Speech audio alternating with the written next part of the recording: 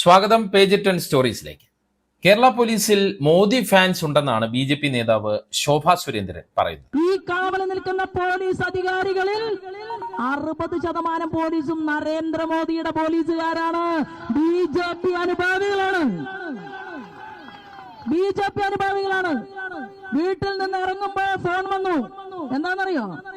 പനിയുണ്ടെങ്കിൽ, ചെവിക്ക് കേടുണ്ടെങ്കിൽ മുന്നിലേക്ക് വരണ്ട, ഇവിടെ ബി.ജെ.പിയെ കൈകാര്യം ചെയ്യാൻ തീരുമാനിച്ചിട്ടുണ്ട് എന്ന് വിളിച്ചു പറയാൻ നല്ല 1.5 മോദി ഫാൻ പോലീസുകാർ ഇവിടെ ഉണ്ടെങ്കിൽ ഞാൻ പറയാൻ ആഗ്രഹിക്കുന്നു, ഞങ്ങൾക്കുമുണ്ട് കേരളത്തിൽ പോലീസ്. അതേസമയം പോലീസ് ബി.ജെ.പി. നേതാക്കളുടെ തലയ്ക്കടിച്ചു എന്നാണ് കെ സുരേന്ദ്രൻ ആരോപിക്കുന്നത്.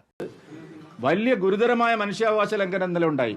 ഒരു ജില്ലാ പ്രസിഡന്റ് തലയ്ക്ക് പുറകിൽ നടിക്കുകയാണ്. നിങ്ങൾക്ക് അതൊരു വാർത്തയല്ല. നിങ്ങൾ ഈ UDF-ന്റെയും LDF-ന്റെയും പ്രചാരണങ്ങൾ എന്തിനാണ് ഇങ്ങനെ ഏറ്റുപിടിക്കുന്നത്? അല്ല, വാർത്ത കൊടുത്തതിന് അതല്ല, വാർത്ത വന്നു, അത് ലൈവ് കൊടുക്കാതിരിക്കാൻ പറ്റില്ല. അതൊരു വലിയ മനുഷ്യാവകാശ ലംഘനമാണ്. ഒരാളുടെ ബാക്കിൽ തലക്കടിക്കാന്ന് പറഞ്ഞാൽ. ഈ രണ്ട് പ്രസ്താവനകളും കാണുമ്പോൾ നിങ്ങൾക്ക് എന്താണ് തോന്നുന്നത്? ശോഭ പറയുന്നു, പോലീസിലെ കാര്യങ്ങൾ അപ്പോൾ ബി.ജെ.പി. നേതാക്കളെ അറിയിക്കുന്ന മോദി ഫാൻസ് കേരള പോലീസിൽ ഉണ്ട് എന്ന്. സുരേന്ദ്രൻ പറയുന്നു, ബി.ജെ.പി. നേതാവിന്റെ തലയ്ക്ക് പോലീസ് മനഃപൂർവ്വം അടിച്ചുവെന്ന്. ഈ പ്രസ്താവനകളുടെ വൈരുദ്ധ്യം അവിടെ നിൽക്കുകയാണ്. ഈ സാഹചര്യത്തിൽ നമുക്ക് ഒരു ദൃശ്യം കൂടി കാണാം. ബി.ജെ.പി. തൃശൂർ സിറ്റി ജില്ലാ പ്രസിഡന്റ് ജസ്റ്റിൻ ജേക്കബിന്റെ തലയ്ക്കാണ് ലാത്തിയിടിയേറ്റത്. ഈ സംഭവത്തെക്കുറിച്ചാണ് കെ സുരേന്ദ്രൻ പറയുന്നത്.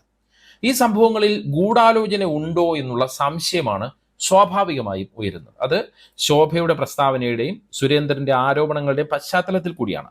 ശോഭയ്ക്ക് വിവരം നൽകിയ പോലീസുകാരനെ കുറിച്ച് രഹസ്യാന്വേഷണ വിഭാഗം അന്വേഷണം തുടങ്ങിയെന്നും റിപ്പോർട്ടുകൾ പുറത്തുവരികയാണ്.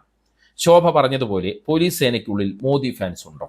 വോട്ടുകൊള്ള ആരോപണത്തിൽ നിന്ന് രക്ഷ നേടാൻ പ്രയത്നിക്കുന്ന ബി.ജെ.പി. നേതാക്കളെ സഹായിക്കുന്ന നിലപാട് സ്വീകരിക്കുകയാണോ പോലീസ് സേനയ്ക്കുള്ളിലെ മോദി ഫാൻസ്? ഈ ചോദ്യങ്ങളൊക്കെയാണ് സാധാരണക്കാർക്ക് മുന്നിൽ ഉയർന്നു വരുന്നത്. ഇക്കാര്യങ്ങൾ പരിശോധിക്കുകയാണ് ഈ വീഡിയോ. ഈ കാര്യങ്ങളുടെ വിവിധ വശങ്ങൾ പരിശോധിക്കുകയാണ് ഈ വീഡിയോ എന്ന് തന്നെ പറയാം. ആദ്യം തലയ്ക്ക് അടിയേറ്റ സംഭവത്തിലേക്ക് പോകാം. ഹെൽമറ്റും മാസ്കും വെച്ച പോലീസുകാരനാണ് ജസ്റ്റിൻ ജേക്കബിന്റെ തലയ്ക്കടിക്കുന്നത്. അടിച്ച ഉടനെ ലാത്തി പൊട്ടിപ്പോകുന്നു. ഇത് ചാനൽ ദൃശ്യങ്ങളിൽ നിന്ന് വ്യക്തമാണ്. ഇതോടെയാണ് ചില സംശയങ്ങൾ ഉയർന്നു വരുന്നത്. അതിലേക്ക് നമുക്ക് വിശദമായി എത്താം. അതിനു മുമ്പ് ഈ സംഭവത്തിന്റെ പശ്ചാത്തലം കൂടി പരിശോധിക്കേണ്ടതുണ്ട്. വിവിധ മാധ്യമങ്ങൾ തൃശ്ശൂരിൽ ബി.ജെ.പിക്കെതിരെ വോട്ടുകൊള്ള ആരോപണം പുറത്തു കൊണ്ടുവന്നതിന് പിന്നാലെ CPM പ്രവർത്തകർ സുരേഷ് ഗോപിയുടെ MP ഓഫീസിലേക്ക് മാർച്ച് നടത്തുന്നു. ഇതിനിടെ MP ഓഫീസിന്റെ ദിശാ ബോർഡിൽ കരിയോയിൽ ഒഴിക്കുന്ന സംഭവം ഉണ്ടായി. ഇതിൽ പ്രതിഷേധിച്ച് ബി.ജെ.പി. പ്രവർത്തകർ തൃശൂർ സിറ്റി കമ്മിറ്റിയുടെ നേതൃത്വത്തിൽ CPM-ന്റെ തൃശൂർ ജില്ലാ കമ്മിറ്റി ഓഫീസിലേക്ക് മാർച്ച് നടത്തുന്നു. ഈ മാർച്ചിനിടെയാണ് ജസ്റ്റിൻ ജേക്കബിന്റെ തലയ്ക്ക് അടിയേറ്റത്. ഇത് CPM അനുഭാവിയായ പോലീസുകാർ നുഴഞ്ഞു കയറി നടത്തിയ പ്രവൃത്തിയാണെന്നാണ് ബി.ജെ.പി. അപ്പോൾ തന്നെ ആരോപിക്കുന്നത്. ആലപ്പുഴയിൽ നിന്നുള്ള പോലീസുകാരനാണ് ഇങ്ങനെ ചെയ്തതെന്നാണ് ബി.ജെ.പിയുടെ ആരോപണം. ഇതിനെതിരെ ജസ്റ്റിൻ ജേക്കബ് ജില്ലാ പോലീസ് മേധാവിക്കും മനുഷ്യാവകാശ കമ്മീഷനുമെല്ലാം പരാതി നൽകിയിരിക്കുന്ന ഒരു സാഹചര്യം കൂടി ഇതിന്റെ കൂടിയുണ്ട്. അതേസമയം ബി.ജെ.പിക്കുള്ളിലെ മോദി ഫാൻസായ പോലീസുകാരാണ് മാർച്ചിനിടെ പ്രശ്നമുണ്ടാക്കിയത് എന്നാണ് ഇടത് ക്യാമ്പ് പറയുന്നത്.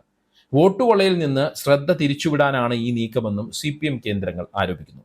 പക്ഷേ അത് പാളിപ്പോയി എന്നും അവർ പറയുന്നു. അതായത് വോട്ടുകൊള്ളയിൽ നിന്ന് ശ്രദ്ധ കളയാൻ പറ്റിയില്ല, വോട്ടുകൊള്ള ആരോപണം സജീവമായി തന്നെ നിലനിൽക്കുന്നുവെന്നും അവർ പറയുന്നു.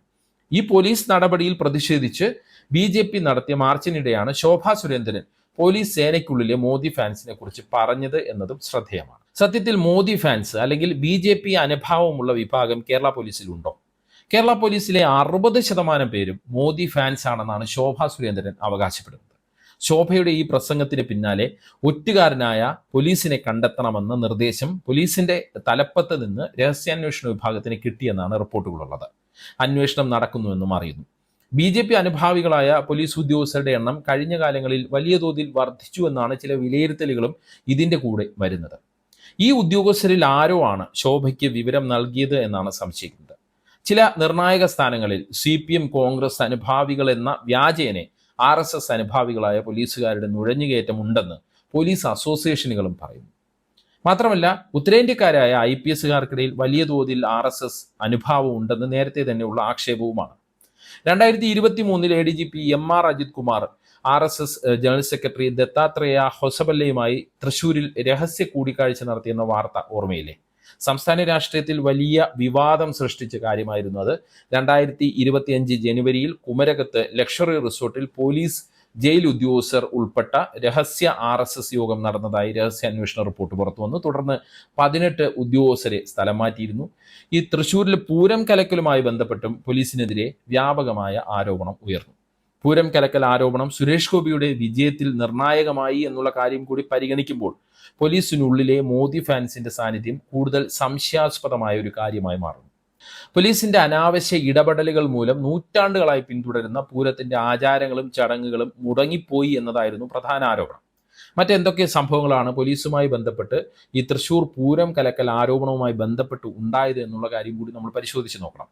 തിരുവമ്പാടി ഭഗവതിയുടെ എഴുന്നള്ളിപ്പ് തടഞ്ഞു, പൂരപ്രേമികളെ ലാത്തി വീശി ഓടിച്ചു, സ്വരാജ് റൗണ്ടിൽ ബാരിക്കേഡുകൾ സ്ഥാപിച്ച് ജനങ്ങളെ തടഞ്ഞു, മുഖ്യ പൂജാരിക്ക് വടക്കുംനാഥ ക്ഷേത്രത്തിൽ പ്രവേശനം നിഷേധിച്ചു, കുത്തുവിളക്കുമായി നടന്നയാളെ മർദ്ദിച്ചു. ഇതോടെ എഴുന്നള്ളിപ്പും പഞ്ചവാദ്യവും പാതി വഴിയിൽ ഉപേക്ഷിക്കേണ്ട ഒരു സ്ഥിതി വന്നു. വെടിക്കെട്ട് പുലർച്ചെ 3 പകരം പകൽ വെളിച്ചത്തിൽ നടത്തേണ്ട സാഹചര്യം വന്നു. ഇങ്ങനെയാണ് കാര്യങ്ങൾ അന്ന് സംഭവിച്ചത്. മാത്രമല്ല, ഇതിനിടെ നാടകീയമായി സുരേഷ് ഗോപി ആംബുലൻസിൽ സ്വരാജ് റൗണ്ടിൽ വന്നിറങ്ങുകയും ചെയ്തു. പൂരം അലങ്കോലമായതിന് പിന്നിൽ രാഷ്ട്രീയ ഗൂഢാലോചനയുണ്ടെന്ന് മുഖ്യമന്ത്രി പിണറായി വിജയനും CPIയുടെ അവിടുത്തെ സ്ഥാനാർത്ഥിയായിരുന്ന VS സുനിൽകുമാർ തുടങ്ങിയവർ പിന്നീട് ആരോപിക്കുകയും ചെയ്തു. ലോക്സഭാ തെരഞ്ഞെടുപ്പിന് മുന്നോടിയായി BJP സ്ഥാനാർത്ഥിയായ സുരേഷ് ഗോപിയെ സഹായിക്കാൻ ഈ അലങ്കോലം ആസൂത്രണം ചെയ്തു എന്നുള്ള ആരോപണമാണ് ഉണ്ടായത്. ഇത് ഹിന്ദു വോട്ടുകളെ സ്വാധീനിച്ചുവെന്നും പിന്നീട് വിലയിരുത്തപ്പെട്ടു. 2024 പൂരം നടക്കുന്ന സമയത്ത് ഈ മന്ത്രി K രാജന്റെ ഫോൺ വിളി ശ്രദ്ധയിൽപ്പെടാതെ ഉറങ്ങിപ്പോയി എന്നാണ് അന്ന് ക്രമസമാധാന ചുമതലയുണ്ടായിരുന്ന MR അജിത് കുമാർ പറഞ്ഞത്. ഇതുമായി ബന്ധപ്പെട്ടും വലിയ വിവാദം ഇപ്പോഴും നിലനിൽക്കുകയാണ്. മാത്രമല്ല, RSS സെക്രട്ടറിയുമായി MR അജിത് കുമാർ കണ്ടതും പൂരം കലക്കലുമായി ബന്ധമുണ്ട് എന്നുള്ള ആരോപണവും നിലനിൽക്കുന്നു. പറഞ്ഞു വന്നത്, ഇങ്ങനെയുള്ള ആരോപണങ്ങൾ കേരള പോലീസും RSS ബന്ധവുമായി ബന്ധപ്പെട്ട് ഉണ്ട്. ആ പശ്ചാത്തലത്തിൽ വേണം ശോഭാ സുരേന്ദ്രന്റെ പ്രസ്താവനയും നമ്മൾ കാണാൻ. കേന്ദ്രത്തിലെ ഭരണത്തിന്റെ സ്വാധീനത്തിൽ കേരളത്തിലെ പോലീസിനെ സ്വാധീനിക്കാൻ RSS സംഘപരിവാർ BJP നേതാക്കൾക്ക് കഴിയുന്നുവെങ്കിൽ അത് ഗൗരവതരമായ വിഷയമാണ്. അങ്ങനെ വരുമ്പോഴാണ് BJP നേതാവ് ജസ്റ്റിന്റെ തലക്കടിയേറ്റ സംഭവത്തിലും പോലീസിനുള്ളിലെ ഗൂഢാലോചന ഇടത് കേന്ദ്രങ്ങൾ സംശയിക്കുന്നത്. കാരണം തലക്കടിച്ചാൽ ഉടനെ ഒടിഞ്ഞു പോകുന്ന ലാത്തി പോലീസിലില്ല.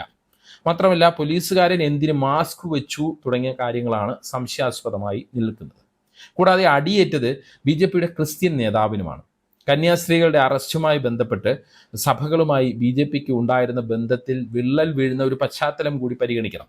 ഇത് പരിഹരിക്കാൻ പലതരത്തിലുള്ള ശ്രമങ്ങളാണ് BJP ഇപ്പോൾ നടത്തിക്കൊണ്ടിരിക്കുന്നത്. കന്യാസ്ത്രീകളുടെ അറസ്റ്റ് വിഷയത്തിൽ ഒരു പ്രതികരണവും ഇതുവരെ നടത്താത്ത സുരേഷ് ഗോപി കന്യാസ്ത്രീകളുടെ വീട് സന്ദർശിച്ചു. രാജീവ് ചന്ദ്രശേഖര കന്യാസ്ത്രീകളും ബന്ധുക്കളും ഡൽഹിയിൽ പോയി കാണുന്നു. അങ്ങനെ നിരവധി ഉണക്കൽ പരിപാടികൾ നടക്കുന്നുണ്ട്. അതിനിടയിലാണ് BJP സിറ്റി ജില്ലാ പ്രസിഡന്റ് ജസ്റ്റിന് പോലീസിൽ നിന്ന് ദുരൂഹമായി തലക്കടിയേറ്റ സംഭവം കൂടി അല്ലെങ്കിൽ മാധ്യമങ്ങളിൽ വാർത്ത സൃഷ്ടിക്കുന്ന രീതിയിലേക്ക് വരുന്നത്. ഇതെല്ലാം കൂടി കൂട്ടി വായിക്കുമ്പോൾ പലതരത്തിലുള്ള സംശയങ്ങളാണ് സ്വാഭാവികമായി ഉയർന്നു വരുന്നത്. ഇത് തന്നെയാണ് ഇടത് കേന്ദ്രങ്ങൾ അഡ്രസ്സ് ചെയ്യുന്നത്. ഇക്കാര്യങ്ങൾ ഗൗരവമായി മുഖ്യമന്ത്രിയുടെ ഓഫീസിലേക്കും എത്തി എന്നാണ് മനസ്സിലാക്കാൻ പറ്റുന്നത്. അതുകൊണ്ട് തന്നെയാണ് ശോഭാ സുരേന്ദ്രനോട് വിവരം പങ്കുവെച്ച പോലീസുകാരനെ കുറിച്ച് രഹസ്യാന്വേഷണ വിഭാഗം അന്വേഷണം നടത്തുന്നത്. മാത്രമല്ല, BJP നേതാവിന്റെ തലക്കടിച്ച പോലീസുകാരനെയും രഹസ്യാന്വേഷണ വിഭാഗം തിരയുന്നുണ്ട്. വോട്ടുകൊള്ള ആരോപണവും കന്യാസ്ത്രീകളുടെ വിഷയവും എല്ലാം വഴിതിരിച്ചു വിടാനുള്ള ഗൂഢമായ നീക്കം BJP ബുദ്ധി കേന്ദ്രങ്ങൾ നടത്തുന്നുണ്ടോ എന്നുള്ള സംശയം ശക്തമാണ്. പോലീസ് സേനയ്ക്കുള്ളിലെ BJP അനുഭാവം ഗൗരവതരമായി തന്നെ CPM എടുത്തിരിക്കുന്നു എന്നുള്ള കാര്യവും ശ്രദ്ധിക്കണം. കോൺഗ്രസും ഈ വിഷയത്തെ അഡ്രസ്സ് ചെയ്യുന്നുണ്ട്. ഏത് തരത്തിൽ ഇക്കാര്യങ്ങൾ തെളിഞ്ഞു വരും എന്നുള്ളത് നമുക്ക് കാത്തിരുന്ന് കാണേണ്ടി വരും. പേജ് 10 സ്റ്റോറീസിലെ വീഡിയോകളെ കുറിച്ചുള്ള നിങ്ങളുടെ അഭിപ്രായം കമൻറ്റ് ചെയ്യുക. വീഡിയോകൾ വാട്സപ്പിൽ കിട്ടാൻ കമൻറ്റ് ബോക്സിലുള്ള വാട്സപ്പ് ലിങ്കുകൾ ക്ലിക്ക് ചെയ്യുക. നന്ദി, നമസ്കാരം.